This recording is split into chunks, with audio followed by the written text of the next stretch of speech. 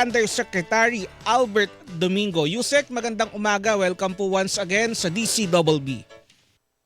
Yes, good morning Christian. Magandang umaga sa lahat ng ating mga kapusong nakikinig at nanonood. Solo flight ka ngayon na. Oo, solo flight. Nandyan naman kayo, Yusek. Kayo makakasama ko. Yes, Kahit nga maigsi. pala. Kahit Ang iyong maigsi. co-host. Yes. Ngayong umaga. Yusek, hingi lang ako ng updates. Kumusta yung pag-alalay at operasyon ng Department of Health doon sa mga naapektuhan ng malakas na lindol sa Mindanao? Opo, yung ating operations po doon sa Mindanao, sa earthquake-affected areas ay ongoing. Ang magandang balita, parang nakita ko kanina madaling araw lang nag-post officially ang Department of Energy sa kanilang website, Facebook page. 100% Yes. na ang electrification ng lahat ng mga ospital doon sa affected area. So magandang balita yan. At kaugnay doon, yun naman ng ating mga ospital, tuloy-tuloy yung operations. Doon sa aking datos na nakita. Itong datos na to, Christian, sa infrastructure as of June 11, 6 p.m. pa. So maaaring bumuti pa ito. Lahat naman ng ating 6 na ospital ay operational. Isa sa Davao Region, 3 sa Soxargen, 2 sa Northern Mindanao. Yung mga rural health units, as of nung 6 p.m. ng June 11, meron pang isang non-functional pero kinukumpuni na ito. At sa ating barangay health stations, merong 2 na non-functional. Pero bagamat ganun yung declaration, ang ating nakikita ay maaayos ito in the next few days.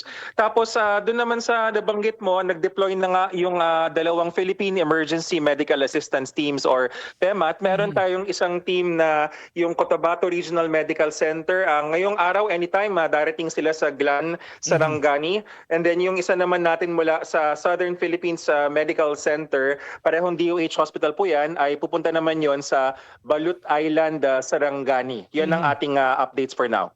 Yusek, unahin ko lang yung doon sa mga pasilidad ng DOH. Tama ba, Yusek, kung doon sa impormasyon na inyong binahagi, walang ospital ng DOH na lubhang naapektuhan o napinsala ng lindol? Wala pong lubhang naapektuhan. Yung Southern Philippines Medical Center sa Davao, pansamantala lang nung mismong araw ng lindol, I think nagsuspend sila ng outpatient department operations dahil for safety checks. Pero sa huling update, a few days ago, bumalik na rin yun. So ongoing na po ulit lahat. Wala pong tumigil ng operasyon, awa ng Diyos, tuloy-tuloy lahat. At gumana rin naman. Bagamat nagkaroon ng temporary power outage, syempre for safety, nung mismong araw ng lindol, may mga independent mga generator sets at mga solar power units. So tuloy-tuloy sila, hindi sila tumigil, Christian. Yung mga makikita natin ng mga videos na lumabas yung mga pasyente at saka yung mga staff, standard operating procedure po yun. Habang hindi pa sigurado ang istruktura, linalabas ang pasyente. And then in the next few days, nung nasabi ng mga inhinyero na safe na, binabalik na rin po. Doon ba sa private music, meron din ba kayong datos na humingi ng tulong sa DOH dahil kailangan ng tauhan? Dahil syempre, yung mga tauhan doon, mga taga doon din at baka naapektuhan din ng lindol. Yes, hindi ko hawak yung data sa private, Christian, pero based on our reporting naman, wala ho namang nagsabi ng malubhang apektado. And to quickly add, ang tulong naman sa private, kasi tumutulong sila, o tulong nila sa atin, nagde-decongest sila ng mga pasyente. Kapag panahon kasi ng sakuna tulad itong lindol, lahat ng mga elective cases, ibig sabihin ng elective po, yun pong mga hindi naman malubha, hindi naman emergency na kailangang operahan na, sinususpend muna tas nire-reschedule. Pag ganun po, pwedeng saluhin ng private, tas depende ho sa PhilHealth. Like kung ito ho ay mga orthopedic or yung mga kailangang operahan dahil nabalian, lalo na pagtukol sa lindol, yung benepisyo po ng PhilHealth sa ganun ay pinapalawig temporarily habang kakatapos lang nung sakuna.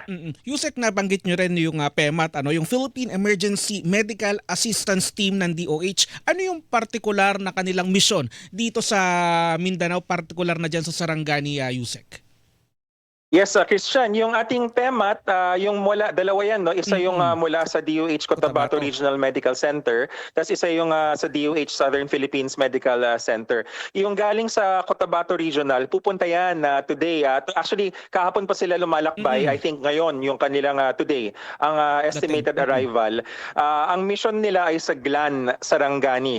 Alam natin na nakikita natin sa balita, no? Isa yun sa hindi pa ngayon nagsisimula ng mga access pero natagalan yung access. Importante yung tubig. So yung PEMAT natin na ano ba ang PEMAT? Siguro sabi ng mga kapuso, ano ba yung PEMAT? Yung PEMAT po ay tinatawag nating field hospital. Merong yang mga serohano, emergency medical physicians, pediatrician, internal medicine specialist, anesthesiologist.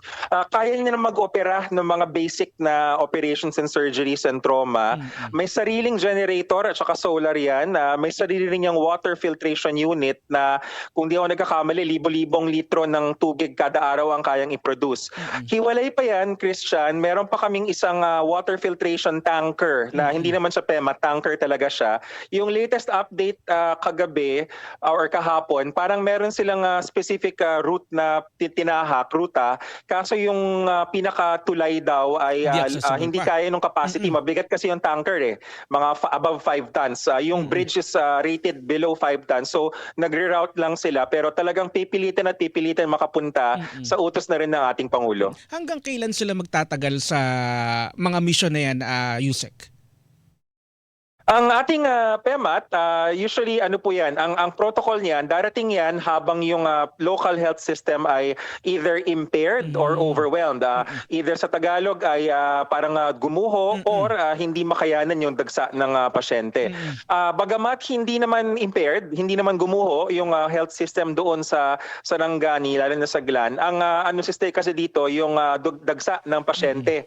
So para imbes na mapagod at masobrahan yung ating mga resident, yung mga nakatira ng mga health workers dun sa Glan, at malamang sila ay apektado rin dahil andun yung kanilang mga pamilya, mga kapuso. So importante na mareliable muna sila and magsa-stay for a few days yung PEMAT. Kapag nakita na at nag-usap yung local health officer, typically yung municipal health officer tsaka yung head ng Philippine Emergency Medical Assistance Team na kaya na, hindi naman biglang umaalis yan. Dahan-dahan nililipat or ini-endorse yung mga pasyente na nagpapatingin. Tapos tsaka na siya babalik sa kanyang home hospital. We expect in a few days pa yon. Hindi naman yan agad-agad aalis. Few questions na lang, Yusek. May datos ba tayo kung ilan yung naalalayan ng Department of Health kaugnay nung lindol na sugatan o ano yung mga typical na concern o sakit na tinutugunan ng DOH sa ngayon?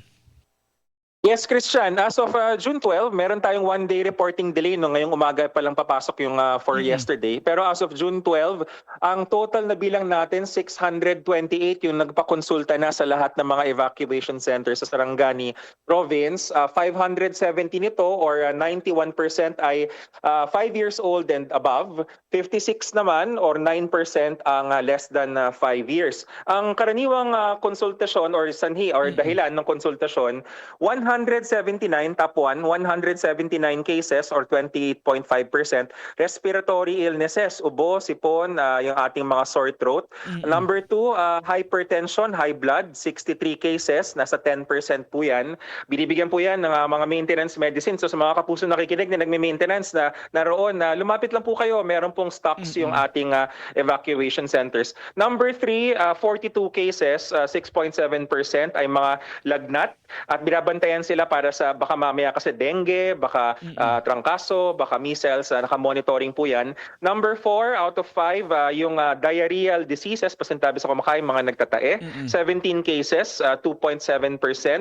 Yan po, tinitignan yung area nila kasi baka mamaya nga yung tubig yung problema. And then number 5, meron pa rin pong 15, bagamat bumaba na, 15 cases, 2.4% ng mga injuries kasi may mga aftershocks pa rin, Christian. So yan yung mga nakikita natin, stable naman ang outlook. Ibig sabihin, tayo po umalis na dun sa pinaka-critical period lalo na nung Lunes. Ayun. Huling-huli na lang, Yusek, alam ko may importante kayong mission ngayong umaga. Paalala na lang sa ating mga kababayan, mensahe dyan sa Mindanao at saka doon sa mga iba pang lugar na posibleng tamaan ng lindol.